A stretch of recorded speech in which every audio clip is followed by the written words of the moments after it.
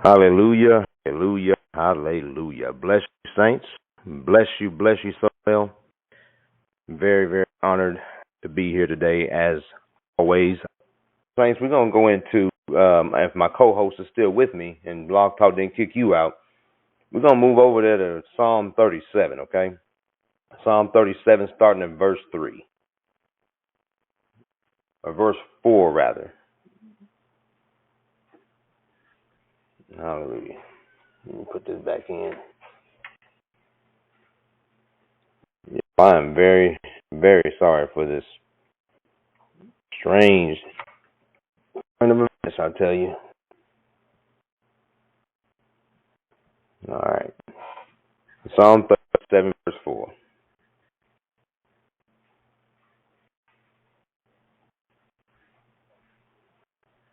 Delight yourself also in Yahweh, and he shall give you the desire of your heart.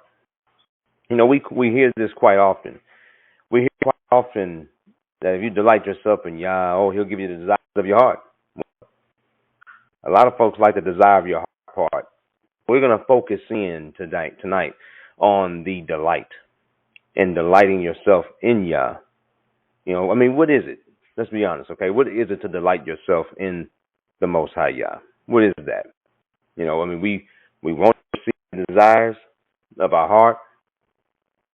We want to hear from Him, and I love how Elder Rufus puts it. You want to be able to bend the ear of the Most High. Now, that's going to take some delight in delighting yourself in Him. So we're going to define delighting yourself in the Most High. We're going to break it down, okay, in a few segments. Now, this is also coming from the Brown Driver Bridge, if you guys have one, and the Strong's of the Hebrew is 6026 for the word delight. All right, and to delight yourself in the King is being soft or being pliable to Him. Okay, and being pliable to the Father and being pliable in your heart, you really truly have to, again, you have to be connected to Him, connected to the source in order to even delight yourself in Him. So when you're pliable to His ways, you're pliable to His word, you're pliable to His walk and the steps that you take, delightful, okay, and delicate. All right. We also see that you need to live, or delighting in Him is to live or spend in enjoyment. So we really have to enjoy delighting ourselves in the King every single day. You know what I mean? We have to do that every single day and enjoy it. So we need to enjoy knowing that we're the ones that are chosen. We're the ones that have been chosen, and we have this opportunity, and we also have this privilege to be set apart today. We really truly do. You know what I mean? So in living and also spending your time in enjoyment of the King, you know, I want to go this direction today because I was thinking to myself, it was like kind of easy, you know what I mean? So called delight yourself in the Father when I was up all that Christian doctrine. When I was in Christianity, when I was a so-called Christian, a sorry Christian, or a dumb Christian, it was easy to so-called delight myself in the Father. Why? I mean, I had everything I needed. I had everything I wanted. You know, money. I had everything I needed, everything I wanted. But all the there, it was easy for me to tell people who were down and out, coming up hard times. It was not easy for me to tell people, pray for you. Oh, it's me. You know what I mean? It was easy for me to delight myself in Him out there. Guess what? The devil wasn't fighting me. The devil wasn't messing with me. He wasn't at war with me like he is in the truth. So it was a little bit easier to do that, you know, in Christianity. And I'm going to tell y'all something. I tell you, it trips me out how bad the Christian doctrine is and how it can still be in saints that come to the knowledge of truth, okay? Because I'll give you an example. So this Christianity is something else, because in Christianity, we was eating a whole lot of GMO food, i.e. doctrine. A lot of GMO, okay? And I was a sheikh a while back, and I had a co-worker of mine. And this is when I started journeying into the walk. And I started really waking up to certain things. So we had a spiritual conversation at work, and look how GMO and look how modified Christian doctrine is to some people who so-called enlighten themselves. This man, never forget his name either. This man was Dennis. And this fella told me, yeah, Gregory, I can rob, rape, murder, pillage. I can do all these things. And on my deathbed, I can accept Jesus in my heart. I'm going to the kingdom. Now, I'm sitting here like, okay. All right. So I looked him dead in his face. I said, and you believe that? And he's like, absolutely. Absolutely. He will accept me. If I accept him in the heart of my deathbed, I'm going straight to the kingdom. So I looked at him and I paused for a second, and I was just like, so you trying to tell me that you truly believe that this Father in the heavenlies is so stupid and he's going to watch you disdain him, and he's going to watch you bring forth all calamity, and he's going to watch you do all these things that your flesh desires for you to do, and you're going to wait to get to your deathbed, accept him, and he's going to just accept you into his kingdom? Yeah, oh yeah, that's exactly what he's going to do. Oh yeah. And I said, I told him straight up, I said, you got to be a fool. And I wasn't even totally in the truth yet. But this is what these people, he wants to delight himself in the Father when he gets to his deathbed. He doesn't want to delight himself in the King and learn of his Father right now in the green. And it was just something else to me. As I'm sitting here as a Christian, in a lot of GMO doctrine, I realized when I came to know the truth by way of hearing of this ministry, by way of hearing a man that brought forth a spiritual dialectic. I realized I was spiritually constipated. All this muck and all this junk that they feed us, all this GMO doctrine, all this GMO food that their smorgasbord, and they've been feeding us. A bunch of us probably still got some of that mess fermenting in us right now and have to be purged. So after seeing and hearing this ministry, I realized right then and there, man, there's some spiritual going on. So all this time that we're eating up all these potatoes and eating on this garbage, think that they can light themselves in the Father at the last minute and just end up in the kingdom.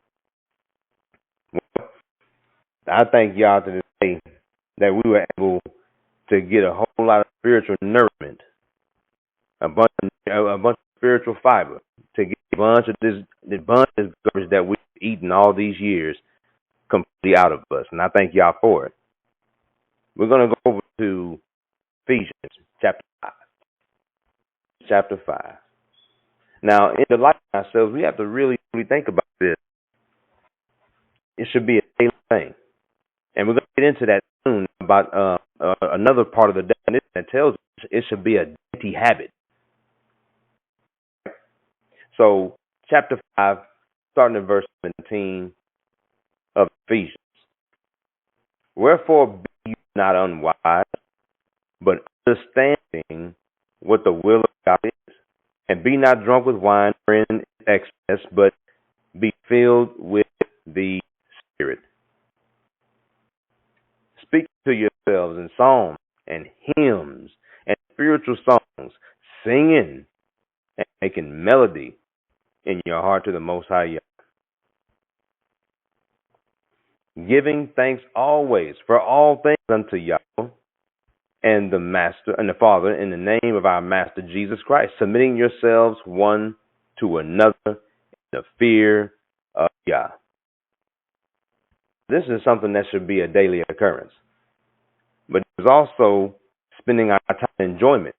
See, if we sit here and have these psalms and these hymns and these spiritual songs and these melodies in our hearts on a daily basis, we're going to be able to fulfill this delight in spending that time to enjoy and to live this time and enjoy knowing that we His and that we belong to Him and that we can walk in the Spirit, whereas we used to walk in the flesh. We got to make this a daily habit. We go back over to Psalm 37.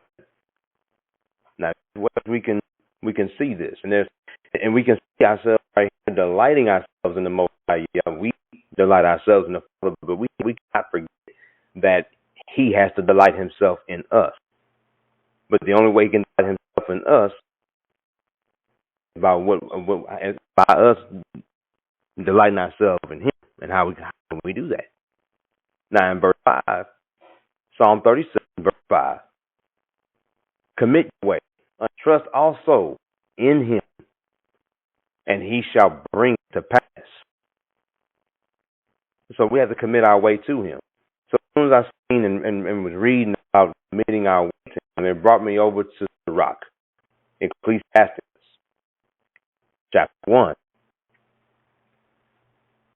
Now in Ecclesiasticus, rock, chapter 1, I'm going to go over here to verse 26 and 27. If you desire wisdom, keep the commandments, and Yahweh shall give her unto you. For the fear of Yahweh, it is wisdom, and it is instruction. Listen to this. And faith and meekness are His delight. Now, faith and meekness are His delight. So when you can be faithful, and let's not forget our shepherds have recently talked about this faith. Damn good example of faith and what Straitway has done for 25 to 30 years. When he was talking about how, he didn't have a lot of money, but sure had a lot of faith. And it took faith to build this ministry. It took faith to build the community. It's taking faith to build the rest of the communities. But faith and meekness is Yahweh's delight. And I've seen that, okay, faith, absolutely. Meekness, yes. Well, that brings me over to Proverbs 15. Proverbs 15, verse 33. The fear of Yahweh is instruction of wisdom, and before honor is humility. It takes humility, okay, to be meek, and it takes humility to express faith. Now we're going to move over into the dainty habit of the definition of delighting ourselves in the Father and delight. And again, saints, I do still apologize for that app earlier. I don't understand what's going on with Blog Talk, but hey, the show must go on. So Proverbs, we were at Proverbs 15:33, and you see where the humility it takes being it takes to be humble, okay, to exercise that faith and meekness. So we're going back over here to the dainty habit. The dainty habit is dainty. I love dainty, and so when I looked up dainty, it's a delicate beauty. Okay, delicate beauty, and also exquisite. Now, exquisite is pretty deep. Okay, so we're going to go into this. So again, delight yourself in God. It should be a dainty habit, and dainty is something that's beautiful. Again, delicate, something that is served. It's delicious. It should be delicious to you spiritually. You know what I mean? To delight yourself in the King. But when we look behind exquisite, okay, this is going to be a part of your daily walk. Okay, it's a special beauty. It's an appealing excellence. So even the spirit of excellence, when you're doing a task, or when you're on a community, or when you're doing whatever your task is for the ministry, you're doing it in excellency. And it's also an extraordinary, fine, and admirable, keen pleasure, a pleasure of being exquisite, okay? Keenly and delicately sensitive to his spirit or responsive, all right? Now check this out, production or execution as works of art to workmen. So your mornings, having devotion with the Father, it should be exquisite. When you have a long time with the King, it should be refined. It should be of execution. It should be an excellent production of execution each and every day.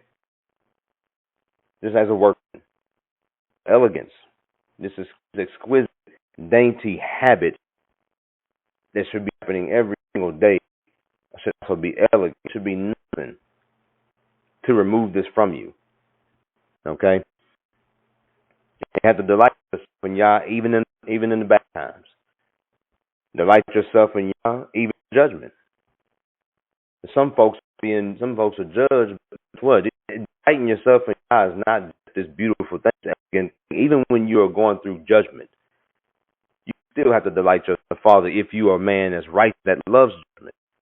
And delighting yourself in Yah when you're going through judgment is to receive of Him, because He loves us, loves those whom He chastises, and every son He receives. So in judgment, you delight yourself in the Father. What about in sadness, heaviness? Pastor Dowell preached yesterday about being heavy and putting on a garment of praise.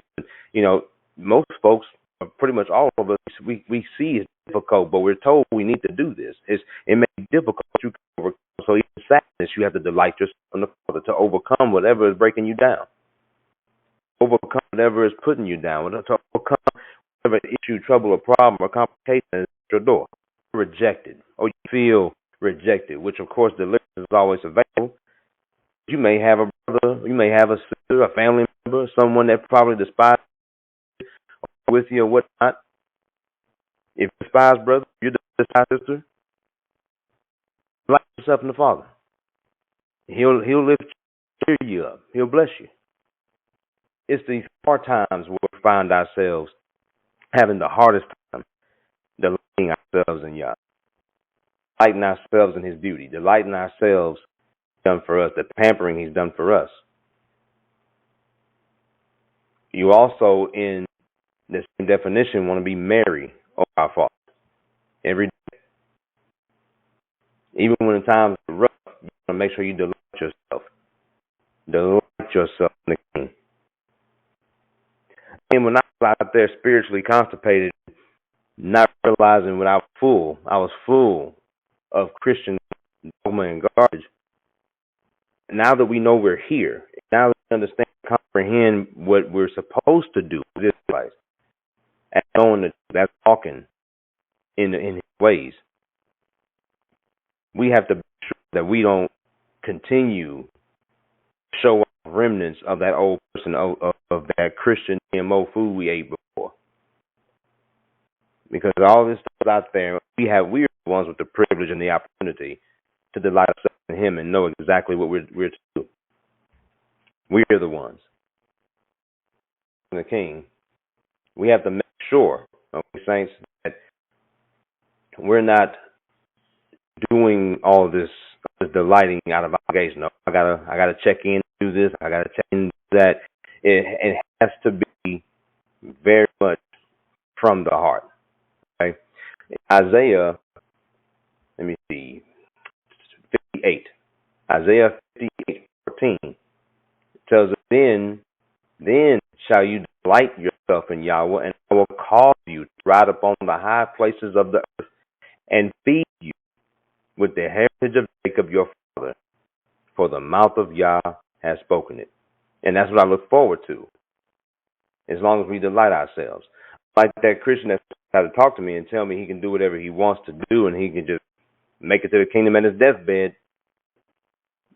If only he knew. But hey, he will have his day. But we can't put on any whatsoever at all of that old man and think we're going to make it. Because the meek shall inherit the earth and shall delight themselves in the abundance of peace, but the peace is coming from the King of glory. Hallelujah. I didn't want to be before you too long, but with these technical difficulties, it kind of threw a monkey wrench in the show. I hope it wasn't really, truly too choppy near the end of this. But I do want to bless y'all, really, truly. And we're going to try to make sure we fix this. I'm going to make sure I fix this for the next show. That way we won't have any technical difficulties. But I do bless you, saints, and I pray all is well with each and every last one of you. Please get yourselves prepared for Yahweh's peace. And as always, bless you all abundantly. And peace and blessings, strength and honor. Hallelujah.